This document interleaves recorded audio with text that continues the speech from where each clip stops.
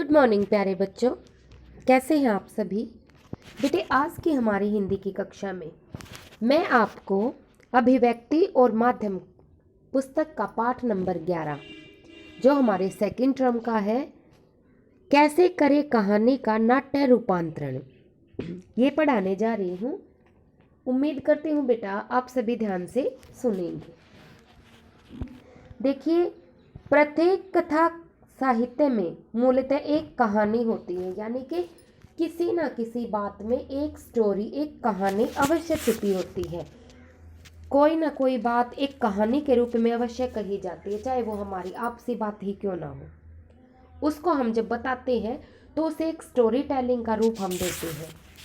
भाषा भी एक जैसी होती है, फिर विधाओं का स्वरूप अलग अलग क्यों? वे कौन से तत्व होते हैं जो इन विधाओं को अलग अलग स्वरूप निर्धारित करते हैं? यानी कि कोई नाटक लिखा जाता है, कोई यात्रा वृत्तांत लिखा जाता है, कोई निबंध लिखा जाता है। वे कौन सी बातें होती हैं जो इन सभी हिंदी विधाओं को अलग अलग रूप प्रदान करते हैं? साहित्य की अलग अलग विधाओं का अलग अलग स्वरूप होता है। क्या विधा बदलने से काव्य प्रभाव और आस्वाद में बदलाव आता है? क्या मतलब एक कहानी को जब हम नाटक के रूप में प्रस्तुत करते हैं तो क्या उसका उद्देश्य, उसकी नैतिकता, उसके पात्रों का चाल चलन बदलता है? यहाँ पे क्वेश्चन मार्क किया गया है हमसे ही। क्या मतलब जो कहानी होती है और जो नाटक होते हैं, क्या उनमें अंतर होता है? आपको डिफरेंस बताना है कि मतलब एक कहानी जो होती है वो जब एक नाटक का रूप धारण करती है तो क्या होता है। न केवल उनकी रचना प्रक्रिया अलग होती है बल्कि उनके तत्व भी अलग होते हैं।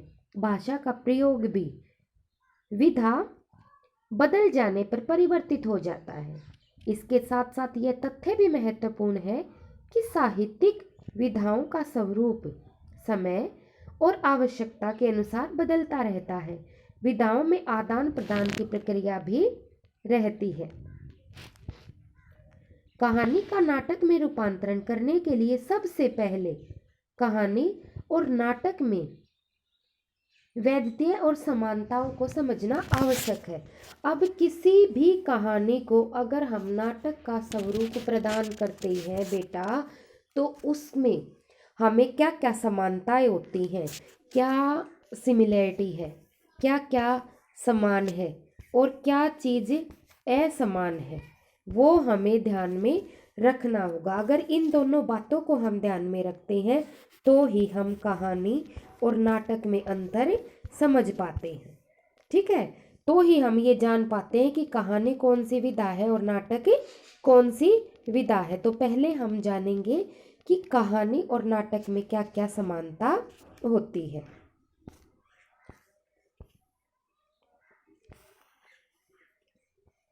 अब देखिए, यहाँ पे दिखाया गया है ईदगाह के नाट्य रूपांतरण का एक दृश्य। अब नाटक में देखिए, नाटक में क्या दिखाया गया है आपको। ये व्यक्ति खड़े हैं, इनके हाव भाव देखिए, इनके चेहरे, इनके सस्पेंस देखिए आप। क्या मतलब लग रहा है ना कि मतलब बिल्कुल किसी बात को, किसी चीज़ को देखने की कोशिश की जा रही है। क्या कहानी में ये दिखाया जाता है? क्या मतलब हमारे इशारे जो होते हैं, सांकेतिक भाषा जो होती है, वो कहानी में महत्व रखती है। अब आप इस पिक्चर को देखिए, क्या मतलब इस पिक्चर के माध्यम से आपको नजर नहीं आ रहा कि इनके चेहरे की भाव भंगिमा देखिए आप। आपको इनके चेहरे पे सस्पेंस, जिज्ञासा नजर आ रही है कि भी कुछ चीज़ को देखने की कोशिश की जा रही है। तो ये होता है बेटा नाटक और कहानी में मूलतः अंतर। तो आइए चले पढ़िए। इसके लिए हमें नाटक की विशेषताओं को समझना होगा। जहाँ कहानी का संबंध लेखक और पाठक से जुड़ता है, वही नाटक लेखक, निर्देशक, पात्र, दर्शक, श्रोता और अन्य लोगों को एक दूसरे से जोड़ता है। यहाँ पे हमें पहला अंतर दिखा दिया गया है, और वो पहला अंतर क्या है कि जहाँ कहानी का संबंध लेखक और पाठक से जुड़ता है, यानी कि एक लिखने वाला होगा, सिर्फ एक पढ़ने वाला, बाकी उसमें कोई नहीं होता महत्वपूर्ण तत्व। लेकिन जो नाटक होता है उसमें महत्वपूर्ण तत्व क्या होते हैं? लेखक, लिखने वाला, निर्देशक, उसका संचार करने वाला, उसको बनाने वाला, उसके पात्र, दर्शक, श्रोता और अन्य लोग। दृश्य का स्मृतियों से गहरा संबंध होता है, इसलिए नाटक एवं फिल्म को लोग देर तक याद रखते हैं। यही कारण है कि गोदान देवदास उसने कहा था, सदगति आदि के नाट्य रूपांतरण कई बार हुए हैं और कई तरह से हुए हैं। अब यहाँ पे एक मूवी का नाम लिया गया है, ठीक है, लेखक ने एक मूवी का नाम लिया है कि मतलब जो हम देखते हैं। अब इसने बताया है क्योंकि दृश्य का स्मृतियों से गहरा संबंध होता है।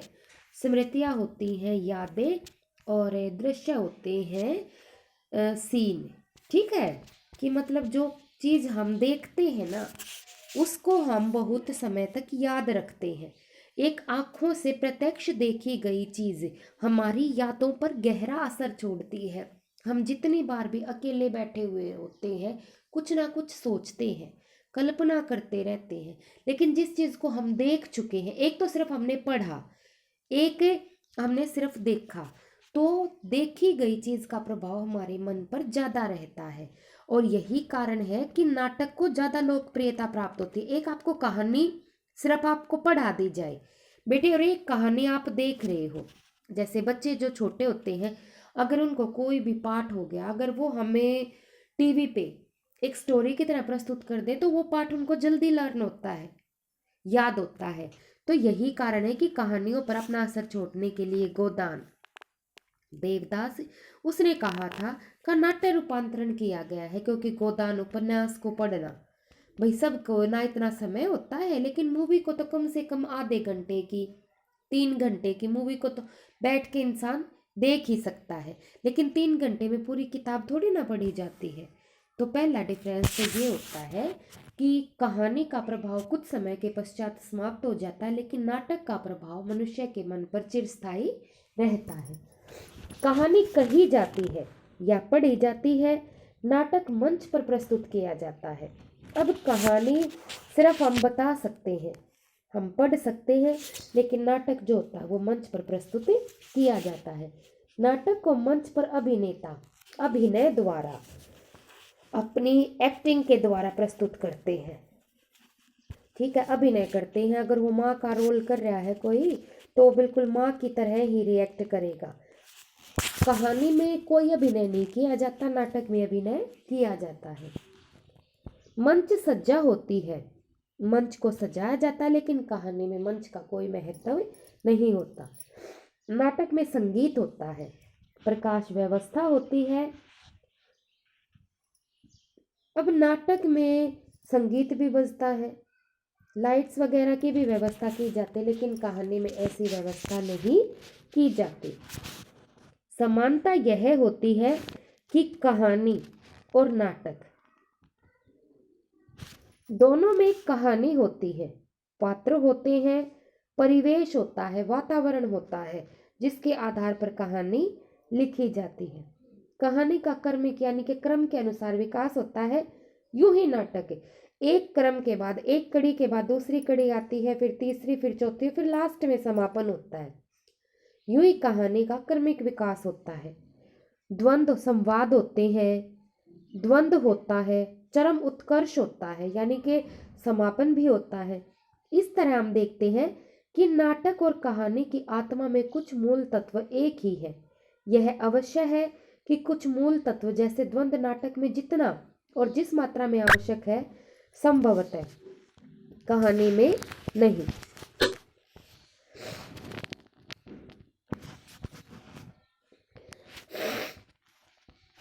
कहानी को नाटक में रूपांतरित करने के लिए सबसे पहले कहानी की विषय वस्तु और कथा वस्तु को समय और स्थान के आधार पर विभाजित किया जाता है। अब देखिए आज की कक्षा में हमारा मेन उद्देश्य क्या था कि इनमें समानताएं और असमानताएं प्रस्तुत करना, ठीक है। समानता क्या होती है कि कहानी और नाटक दोनों में ही एक कहानी एक वातावरण, एक कहानी छिपी हुई होती है, दोनों में संवाद होता है, फिर दोनों का क्रमिक विकास होता है, दोनों में ही पात्र होते हैं, दोनों ही समापन की तरफ जाते हैं। ये कहानी और नाटक में समानताएं हैं, लेकिन असमानता क्या है कि नाटक में मंच सज्जा होती है, कहानी में नहीं होती। नाटक में प्रकाश की व्यवस्था की जाती है, संगीत बजता है, लेकिन कहानी में ऐसा कुछ नहीं होता।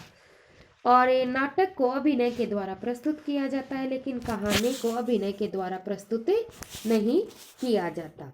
अब कहानी जो है वो सिर्फ पढ़ी और कही जाती है, लेकिन जो नाटक होता है वो अभिनय के द्वारा प्रस्तुत किया जाता है। नाटक का संबंध सिर्फ लेखक और पाठक से होता है, लेकिन कहानी का संबंध केवल लेखक और पाठक से होता है, लेकिन जो नाटक होता है वो दर्शक, श्रोता, निर्देशक, संगीतकार, अनेक व्यक्तियों को आपस में जोड़ता है। कहानी में जो है, कहानी का प्रभाव कुछ समय के पश्चात समाप्त हो जाता है, लेकिन नाटक क्योंकि हमें उसे देखते हैं, वो हमारी आंखों के सामने प्रत्यक्ष होता है, तो उसका प्रभाव हमारे मन पर चिरस्थायी रहता है। पढ़ी गई चीज को व्यक्ति कुछ समय के लिए याद रख पाता है, लेकिन देखी गई चीज को व्यक्ति अनंत समय के लिए अपने पास रखता है। तो बेटे, आज की कक्षा में हमने जाना कि कहानी और नाटक में क्या समानताएं होती हैं और क्या असमानताएं होती हैं। बेटे, इस पाठ का जो अगला क्रम है वो हम अपनी अगली कक्षा में पढ़ेंगे। ध्यान से, कैसे करें कहानी का नाट्य रूपांतरण। आज इस पाठ में हमने 2 प्रश्नों को हल किया है, जिसमें कहानी और नाटक में समानता क्या होती है और कहानी और नाटक में असमानताएं क्या होती है। धन्यवाद बेटा, स्वस्थ रहिए, मस्त रहिए।